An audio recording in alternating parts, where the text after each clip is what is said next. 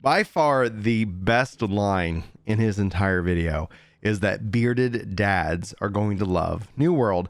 And as a bearded dad representative with currently 5 sex trophies and who knows counting, I feel like that line just hit home for me. It really is quite indicative of perhaps maybe the viewpoint that I bring when I make videos about games. How can a dad of 5 kids enjoy games that require time or require community or, I don't know, require a lot of patience in a way?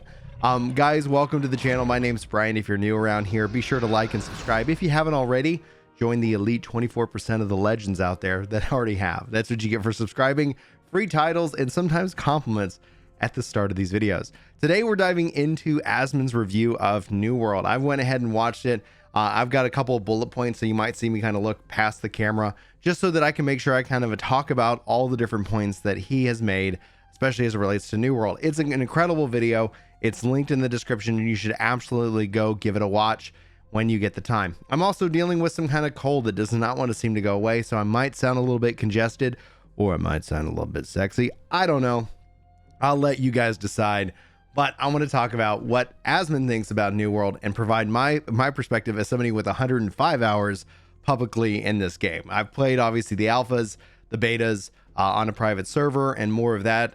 So all in all, my time isn't going to match up to his almost 600 hours in the game. But at 105 hours, I feel like I have a really good understanding of the early and mid-core game. Obviously, I don't have a level 60 on the public servers, and that kind of leads me into his kind of first point about endgame. Well, he spent a lot of time on the endgame, and in my perspective, endgame actually begins at level 1, and that might seem like a weird concept for somebody coming from Final Fantasy 14 or World of Warcraft. But if you actually came from Final Fantasy 11 or 14 1.0, you would feel that endgame begins at level 1. Your choices and your actions and how you choose to spend your time actually have a significant advantage. That investment that you make in crafting and gathering and in your character early on can have lasting benefits for years and years to come. And I really appreciate that as the dad representative in gaming. So I want to talk about that actually a little bit more. And he didn't really hit on this because not a lot of people have 14 1.0 experience and see the games the way that I do. A lot of people look at 1.0 as this colossal failure. And yes, it did fail because the foundation was bad. And even to Asmon's credit, especially as it relates to New World, he thinks it's a game with a lot of issues, but on a solid foundation. And so I want to take a moment to kind of contrast and compare 1.0 and New World in that, in that vein, because there's a lot of things that New World does that Final Fantasy 14 1.0 tried to do. And it does it so very well. It's kind of like the realization in many ways of what 1.0 was trying to be, with kind of them finishing the thought, having systems in place that kind of support it.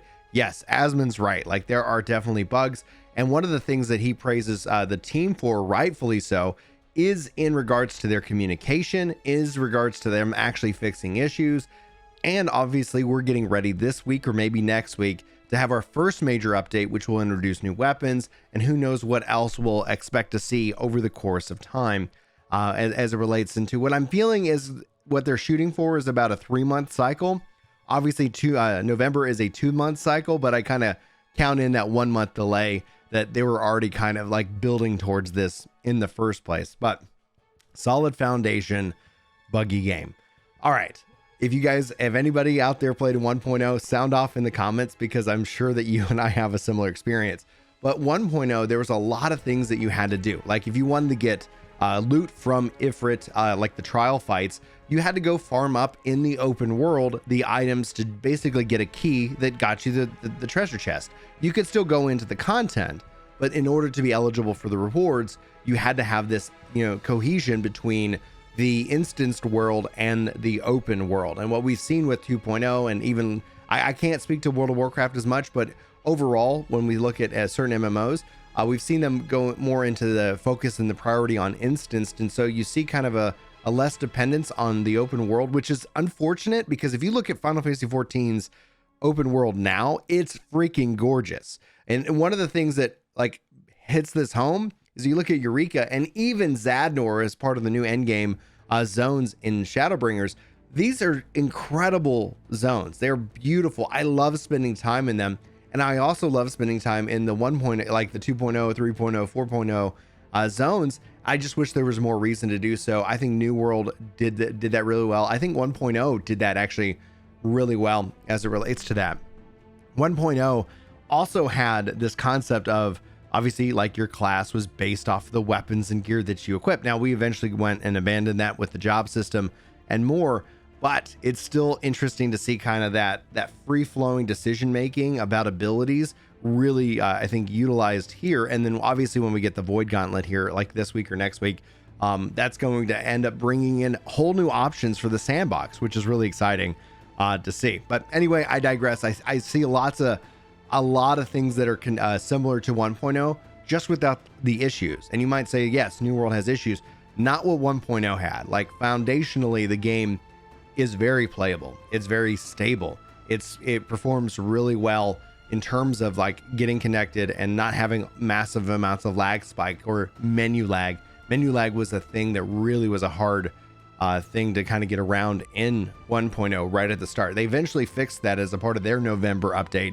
So weird parallels again in terms of what New World's looking like with its first major update to what Final Fantasy 14 1.0 looked like with its first major update, which eventually actually led to the installment of Yoshi P. So it's lots of really interesting parallels, in my opinion. If you guys want to know more about that, I could do a deeper dive video later. But yeah, I totally agree with what Asmon said. It is built on a solid foundation.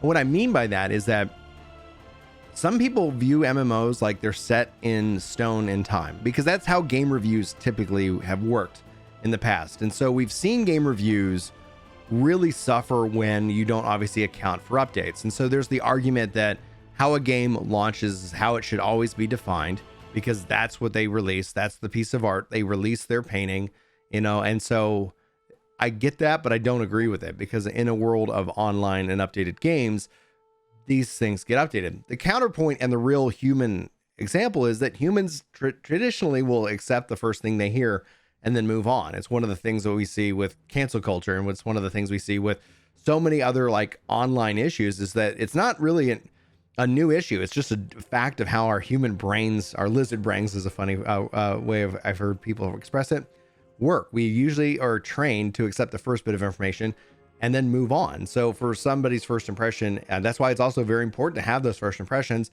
And that's why things like MMOs tend to struggle out of the gate. But if the development team puts in the work and brings in the, that kind of full force, you end up having, I guess a tighter knit community that's very passionate, because trust has been established, that communication has been established, a cohesion, a community gets established around that relationship with the developers and the players. And not everybody can do that. Lots of games have struggled in that area. And so Asmon rightfully, I think, praises the devs on their level of communication and on them fixing it. One of the things that's really shocking to me, not shocking, one of the things that is very just interesting for me to watch is the level of, like, toxic reaction to New World. A lot of people rooting for it to fail, which is rooting against their own self-interest if they actually kind of finish the thought. But rooting for that mindset because of they either don't trust Amazon, they either don't trust the devs, they don't think it's a good game, or they feel like it's going to hurt the game that they love. And all those things don't end up having any kind of merit or truth to them. Like, I don't think New World's competing with 14 in that regards. New World's more or less competing for, like, in my mind, for Final Fantasy 11 players, or maybe ESO players in that regards, because it is targeting a different style of game, more of a sandbox, and they do have theme park style elements that they've brought in. And then that kind of gets into the high watermark system and more, which every time I've heard and read everything about the high watermark system, it just makes me go back to Destiny. And it just feels like my whole phrase on RNG progression is it sucks. When you're dealing with RNG progression, it sucks. Now, what New World has done is that they kind of have this background invisible thing that says if you don't get a drop that will progress you within a certain amount of time, it does force that on top of you. I don't know that length, but there's no visible bar for that. And so it kind of just defaults back to pure RNG progression, which is not good, and 100% RNG. Now, RNG progression is a fine system when married to a static system. One of the things I don't think that he touched on very well on is the crafting piece of it, getting gear that's more powerful. The breakdown is that getting a high piece of crafted gear does not increase your high watermark system. I think that there definitely needs to be some work in that regards. Somebody who in right now within 100 hours who believes the end game starts at level 1 isn't concerned with the high watermark system, but I will be at some point, and it would be nice to see, especially with what it's like from the leaks and data mines that we've seen, that if you're able to still level up, meaning you hit level 60 and then experience helps basically guarantee you a high watermark drop of your maybe preference or choice. One of the things Asmon talked about is like he wants an axe. Like if you want a specific weapon, you got to get a drop that's higher than that to increase your watermark for that, and go on and so forth. So it's really RNG, which is going to really frustrate a lot of players who want to put in that kind of time and effort to get those rewards. I think XP is the perfect system to kind of offset that. Imagine you got the high watermark system with its RNG progression, but you're still getting XP. All of a sudden, you get a level's worth of experience. You're still level 60, but boom, now you get a point that you can kind of point and say, hey, you know what? I really want Great Axe. Boop. It gives you a sense of progression that's guaranteed and static and visible. At the same time, you could get that progression RNG style, and imagine the excitement that you still get when you get that RNG drop. Yes, I got it. Oh, I also hit a level up. You get a double point. You know, you basically get to make even more towards that. Now, obviously, I think some of these systems are built in to kind of keep people playing, and that's where I think a lot of things when it comes to MMOs jump the shark. I think like fear of missing out mechanics like dailies tend to be mechanics that work until they don't. And one of the things I look at with WoW and how a lot of people all of a sudden got burned out, my friend Chris with Work to Game, he talks about this a lot. It's like all of a sudden when they uncapped dailies, like he felt like he had so many chores to do because the rewards were so great. He could not, you did not want to miss because you're missing out completely on the potential. Burns you out. It just like, because human nature is just, we get that dopamine hit and that reward cycle, and it ends up just burning us out. And you can sit here and say personal responsibility, but man, I tell you, video games can be like a drug sometimes. And so it's like you kind of like, oh, I gotta grind, oh, I gotta level. And that's where I think, again, representing the dads out there, I think New World is an excellent fit when it comes to what they've currently got set up. But yes, adjustments are going to definitely be needed. As far as which, I'll be sure to provide you guys after I've spent 500 or 600 hours. There's no guarantee I'll be at level cap at 500 or 600 hours because of the way that I have been enjoying the game itself. And there's no wrong way to play as long as you're having fun, in my opinion. So the end game loop of 100 hours versus 500 hours is completely different from our perspectives. I actually really appreciate they have that. And obviously I'm not discounting any of it, what Asmon says about his experience and how it sucks, because yeah, that sounds like it does suck. I would just personally have gone about it a different direction and way. And that's just our two different life experiences. I don't have all the time in the world to play games. I don't think he does either. But at the end of the day, like, he's obviously been able to put time into it and hit those things, which is really impressive. I have to say, like, honestly, the fact that he's got that ability to really grind, and that's something I respect the hell out of him for when it comes to these kind of games, is just that grind. Like, I like grinding games. Like, it's just something I appreciate. It's something that, I don't know, there's a peacefulness to it, right? But yes, I agree. Our 100% RNG progression is garbage. And hopefully we don't see games lean in that direction. You got to give somebody a measured piece. Don't get rid of RNG progression, because then you still get that excitement, right? You get, oh my gosh, I got the thing I wanted. But yeah. So like, kind of the point here is that wasted time does not feel good. And that's where, again, I hope that what we've seen in the kind of the PTR and in the notes or the data mines sounds like that they're looking at systems that allow you to continue to level post progression, to get treasure chest rewards and things like that. I think that's going to end up offsetting a lot of that. And the problem with that, my concern is with that, it's going to be hard for me to step away. It's going to be really difficult for me to step away from those kind of games, because I do enjoy that leveling. I do enjoy experience. I think adding experience into all of that and keeping it relevant and level cap for everything ends up continuing to have that incentive on the, the economy. And speaking of economy, he detailed out one of the core problems with it is that high-end materials are like completely worthless right now. Like when you look at grinding it out, makes more sense to grind out the low level stuff. The low level stuff having constant value is great. It's weird that even still that its value is higher than that of something of silver or gold. Like that the higher end resources have had this kind of like this gap where the highest end, level high, it's really desired. The beginning stuff is really desired, but there's this weird uncanny valley in terms of kind of tier 2 to tier 4 grade materials.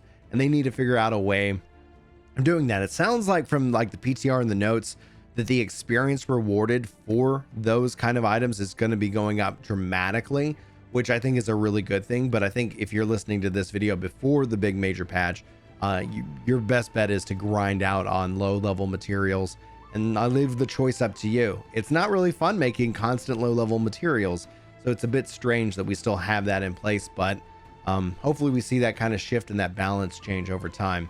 Hasman said leveling is repetitive but enjoyable. The quest variety is a thing where for me personally, I've never really been bothered by it. I think that you want to have quests that have significant weight to it. It feels like the MSQ in this game has weight to it. We just finished the depths as a part of a dungeon. I thoroughly enjoyed that dungeon. I thoroughly enjoyed the story leading up to it. And now that story is progressing and it's getting, I think for me, really interesting. These characters are interesting, but these are still introductions to the characters. But in terms of types of content, when it comes to the quest, they've talked about more things coming to the game, but to speak to what's in it right now, the quests are very rudimentary. They are in a way like kind of little tasks that I have to do while I'm doing other things. And so for me, when I view it, it's like, am I able to take advantage of a quest in this area because I want to go farm up materials, monsters, XP, and whatnot. So in my mind, I'm trying to check off or fill up as many bars as possible while doing these basic quests. Now, where they talked about like the idea of like, kind of where defensive and other styles of quests, I think are going to be really important to the game's future going forward. One of the things that when you look at the struggle that people have within the invasion system, there really isn't a system outside of invasions like that currently in the game. And I'd like to see more of that kind of like defense of a specific, kind of point for quests, both on the town board and even on, like the faction, boards. I think if they're able to take those and bring that kind of style of content in and kind of bring some more variety, which it sounds like they're bringing to PvP, which I really enjoy in this game. I think that's going to be overall a good thing for the health of the game in the long run. Variety is the spice of life. Same thing applies to quests in this game, but I'm not really bothered by it. It's just that, playing solo, I could see how this could be really dull. Playing with friends, it's a matter of going in and, just having fun, talking, talking smack and getting loot and then leveling up and having that kind of repeated behavior. I love how, and he kind of talks about how crafters give the game meaning, and that's really important. I think there's definitely adjustments that absolutely need to be made with the life and the health of this game when it comes to crafting. One of the core things is that even going back to the high watermark system, literally not having the ability or any kind of incentive for buying weapons and gear off the markets at this stage is kind of a disappointment. I talked about how the game just showers me with loot. And so at the end of it, like there really hasn't been an incentive to craft my own weapons and or purchase them off of the market. And I think that's something that needs to be kind of addressed. And I think honestly, one thing is that in terms of loot tables that enemies have, like unless you're a kind of, like an enemy that would have a weapon, maybe don't have weapons drop off of enemies that don't have weapons, like wolves. Like, well, I got a great axe off of a wolf. To me, I think they can completely take those away, and that would actually help the economy. And then essentially when you start looking at the dungeons and having them drop loot, that's perfectly fine. I just think that the keys should be tradable so that like you could end up having an economy of players who want to farm up and make keys, toss them on the market to make some money. And then people have the ability to then, I don't know, just jump in and if they want to farm weapons out of a dungeon or whatnot, go for it. Otherwise you could always have, the counterparts to be crafted as well. So you're never really kind of SOL, when it comes down to it. All right. He said he doesn't care about immersion. Gameplay first is key, and the game looks amazing. I do care about immersion. I feel way more immersed in this game than ever before, but he's absolutely right. Gameplay is key. We play games for games, right? Like if you want a fully immersive experience, like there's some really cool VR tech that I've experienced, but I don't play those every day. I don't go into those every day, but it isn't like what New World has accomplished in terms of its immersion is incredible. It's really mind blowing. And that's where, if you're a fan of MMOs and you really want to see MMOs continue to evolve, New World's immersion is definitely something that I want to see in other games going forward. I don't think it's fair to sit here and say, hey, this game that came out 10 years ago needs to have that same level of detail. That's kind of a ridiculous ask, if you will. But I think at the core of it, New World really knocks its immersion. Now, at the end of the day, talking about auto-completing quests, a part of me, it's a nice cycle in terms of where you go out and you do these things and you return to the boards. It makes me feel personally more connected to the game and to the world itself. So I definitely would say like I enjoy the turn-in aspect, but there is the aspect of some quests do autocomplete. So all that being said, I'm going to reach for my water because my throat's getting dry. So all that being said, I'd love to know your thoughts on where you fall in on this.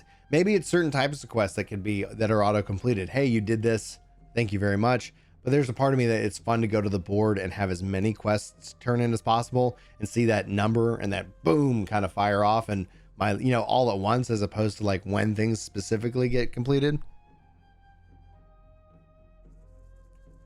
Yeah, throat's getting dry. All right, so the last point I want to kind of fire in on is that he talks about kind of a roadmap, and he also talks about exploiters.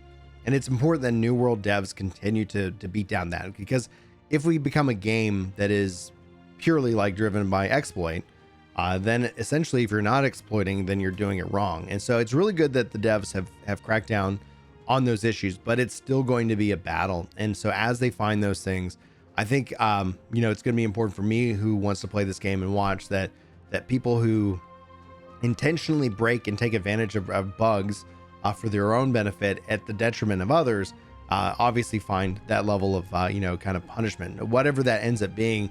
Like, it obviously should be reviewed by humans, and hopefully that is what they continue to do. But I was happy to see that, but we don't want to sit here and be a game in 5 years and be like, oh yeah, that's the game that everybody cheats at, right? And if you're not cheating, you're not winning. And like, that's what we don't want. But finally, in concept of the roadmap. Now, this is something I've argued against for a long time. And the reason, and not like that it's always not needed. I think there's a right time to reveal the roadmap. A roadmap at launch means nothing to me because we don't really trust them. We don't know them. Now that they've delivered a couple updates, I think a roadmap starts to make more sense in January when they've got their first major update out, when the game's running stable, when the population, is pretty much kind of like settles into what it's going to be. And that's when essentially when they can share, hey, here's what our plans are. Because they have to learn that what they're capable of in the first place. I'm going to cough again. Stupid cold.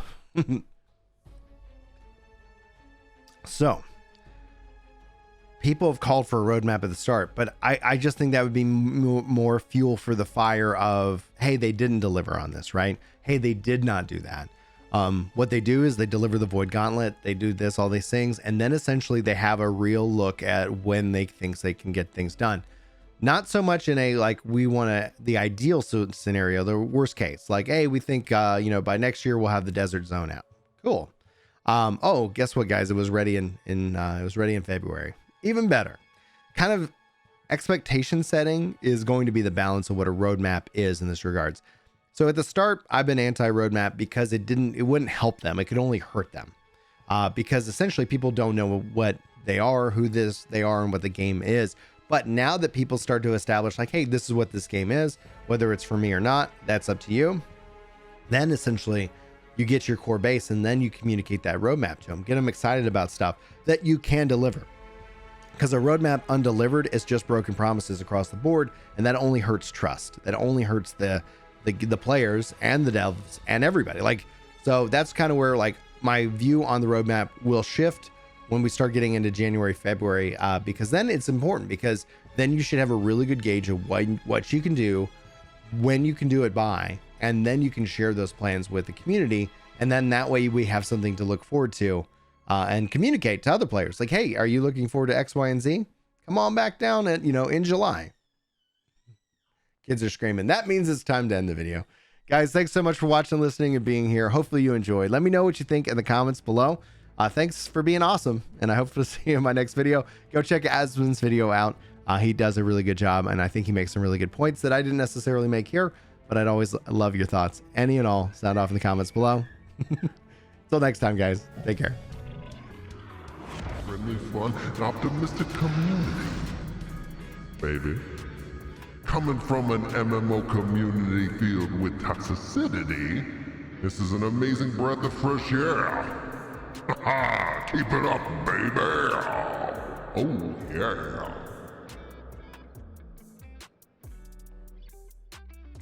I just want to say I'm really glad you're feeling